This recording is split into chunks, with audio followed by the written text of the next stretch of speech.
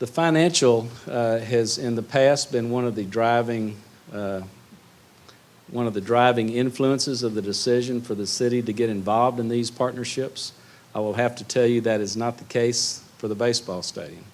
What we're really looking for is a family atmosphere and really that amenity for our citizens, but not only for the citizens of Sugarland, but for Fort Bend County and even beyond. If kind of just to digress a few minutes, if when we start looking at minor league baseball, the city of Houston has none. It has a major league team, and I'm not going to get into how they play and your reference of that group, because somebody will know Drake McLean and go back to him, and I guarantee you I'll be getting a call. But for instance, in the Dallas-Fort Worth area, they have 4 minor league ball clubs. There's none in Houston. So we think this is a real impact to this, not only our community, but to all of the citizens of this metro area.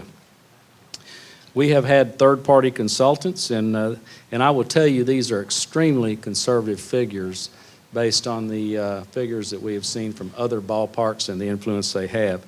But we have been told that this will have an annual impact to our community in the retail, the shopping, the restaurants, and things of that nature, a little over $7.7 million. Our return over 30 years is almost $170 million. Now, to me, this is one of the compelling things, is if we play a 72-game season, average attendance at these ballparks is a little over 5,000, and so we will be bringing somewhere over 300,000 visitors to this site annually. So if you're looking for an impact on a retail and an additional development, you can see what this amenity itself will do for the Imperial Sugar redevelopment, and that's, to us, extremely, extremely important part of that. We will also, obviously, we have a hot tax in Sugarland, and we have calculated that into benefiting not only the hotels, but the restaurants and the retail. And we have clearly identified the creation of over 120 jobs that will be affiliated with this new ballpark.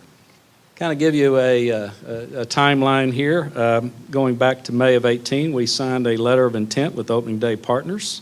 That really established them as our exclusive development partner in this project. We are currently actually in the process right now of negotiating the lease and the development agreement, which I have asked to be completed, and I would like to bring that to the council probably the first week of October.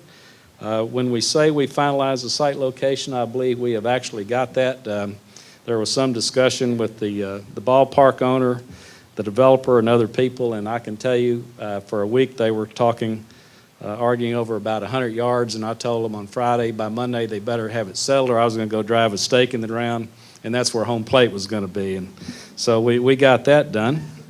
On July the 28th, we sent out an RFQ for design build firms, and those responses were received last week, and we had 17 responses. So we think this is obviously a very advantageous time with the economy to go ahead and move forward with this project. I committed a year ago at a State of the City address that we would be throwing out a pitch on April of 2012.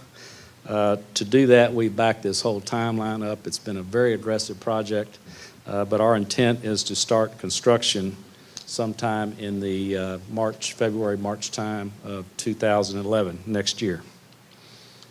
For those those that have not are visitors to our community, Highway 59, we're just southwest of Houston. Highway 6 to the immediate west of this site is the Sugarland Airport. And then you can see we're right adjacent to the former Imperial Sugar site, which is the refinery site. I will tell you that the corporate office of Imperial Sugar is still in Sugarland, and they have committed to remain in our community, so we think that's a real plus. When I saw this conceptual stadium, this was kind of the first pass, and I will tell you it's outdated. We've already started looking at some architecture elements, and we've got 2 or 3 renderings. We're working with the team owner, and we're working with Johnson Development, and it will be a first-class facility. Seating somewhere in the neighborhood of about 7,500 seats.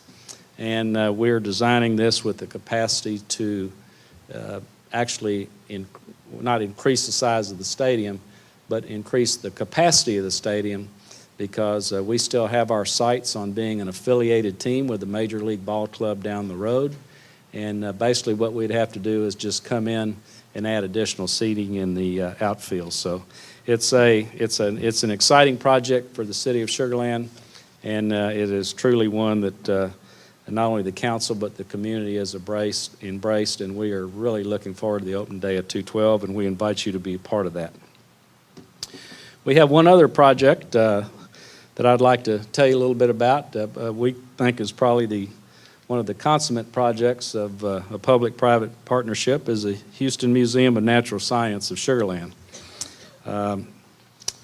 This is a partnership between the City of Sugarland itself, our Sugarland 4B Corporation again, the Houston Museum of Natural Science, and another very quality developer that's been a long relationship with the City of Sugarland is Newland Communities. Newland Communities had bought portions of the prison property itself. They are the developers of Telfair subdivision, which has been extremely successful for not only Fort Bend County but for the City of Sugarland. And this was the old facility. This was a building that was built in 1939 that was part of the prison system.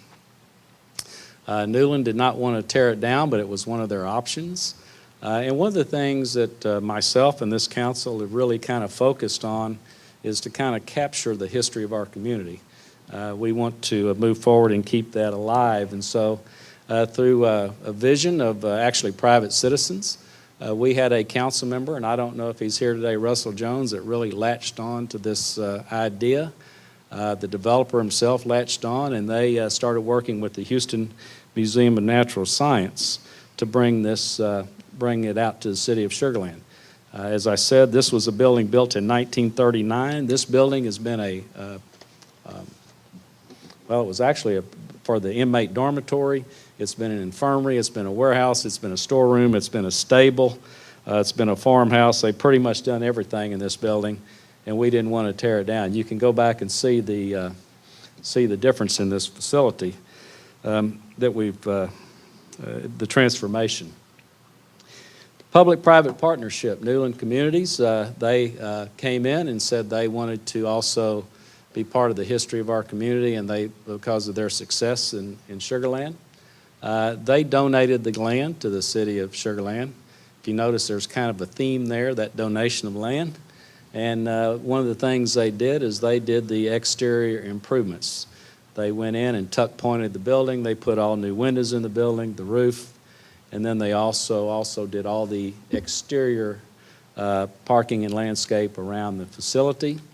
We estimate their contribution to the city of Sugarland at somewhere about $2.5 million. The City of Sugarland 4B Corporation committed $6 million to the project. We worked with a group, one of our local companies, which I'm always proud to talk about, is E.E. Reed Construction Company. They went in and remodeled the facility to the tune of $6 million and completely did the interior renovations, HVAC, electrical, water, wastewater, and things of that nature.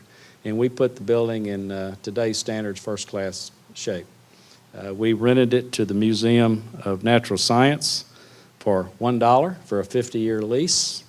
And they have gone in and done the the interior improvements to the tune of somewhere around $3 million, and it is an operating museum now, which we think is a tremendous amenity to our community. I mentioned the lease terms of $1 a year. We had a grand opening about 6 months ago, and we hadn't got the money, so I told the director of the museum, I said, pay up. So he whipped out his billfold and gave me the buck and signed it, and I said, well, now this is a legal deal. So anyway, $1 a year, and this project has really gained notoriety and has been mentioned by the Houston Business Journal, and we received two very, very prestigious awards, the 2010 Landmark Award for a public-private partnership, and also the rehabilitation and renovation. So those are two of the projects I wanted to share with you today. Again, thank you to the Institute for inviting me today and letting Sugarland be a part of this. And I encourage all of you, we would look forward to seeing you in April of 2012 at the opening of our new ballpark. Thank you for having me today.